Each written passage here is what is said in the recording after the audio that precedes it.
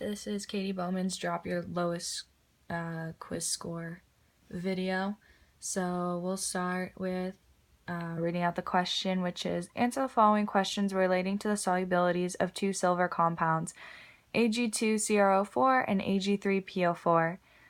Silver chromate dissociates in water according to the equation shown below, and it gives you an equation as well as a KSP value. So I correctly answered part A, which is KSP equals Ag plus squared times CrO4.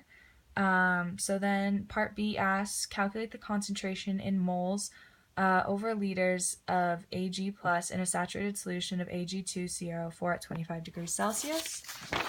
What I initially did is I did mole to mole ratio and tried to convert it into Ag plus, which is not the correct way to do it.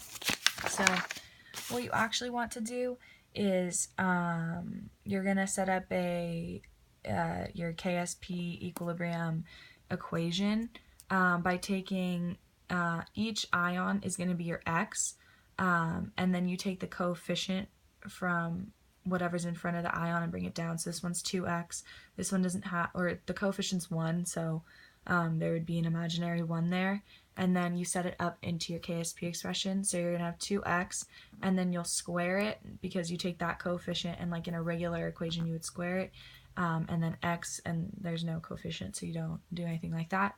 So you're going to get 4x cubed when you put these together equals 2.6 times 10 to the negative 12, which is the KSP they gave us, and your x equals 8.7 times 10 to the negative 5, but they want you to find the Ag, and Ag is 2x of this number, so you're gonna set it this equal to 2x, which makes 2 times 8.7 times 10 to the negative 5, which gives you 1.7 times 10 to the negative 4, and that's your final answer.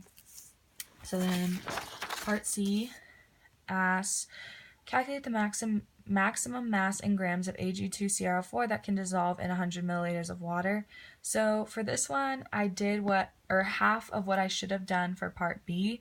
So I did the making your KSP value and setting it equal to 4x cubed, which is not what you're supposed to do. What you are supposed to do is take the x value you get from B, and then you're going to convert it into grams, which gives you, so you're going to take this number, divide it by 1 mole, because this is molarity, but it's over 1 liter, so moles, and then take the molar mass of Ag2CrO4, and that gives you 0.029 grams of Ag2CrO4, and then to get back in, or to find out how much is to dissolve in 0.1 liters, you'll multiply the grams by the liters, and you get 0.0029 grams of Ag2CrO4. So part D asks, calculate the maximum mass in grams. Oh wait, I just did this part. Part D asks, a 0.1 mole sample of solid AgNO3 is added to 1 liter saturated solution of Ag2CrO4, assuming no volume change. Does CrO4 increase, decrease, or remain the same? Justify your answer.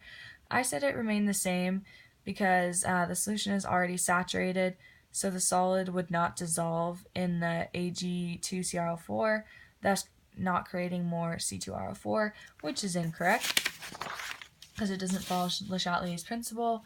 So the real answer is it would decrease because the AgNO3 will shift to the already saturated product side, causing the reverse reaction to occur, creating more Ag2CrO4.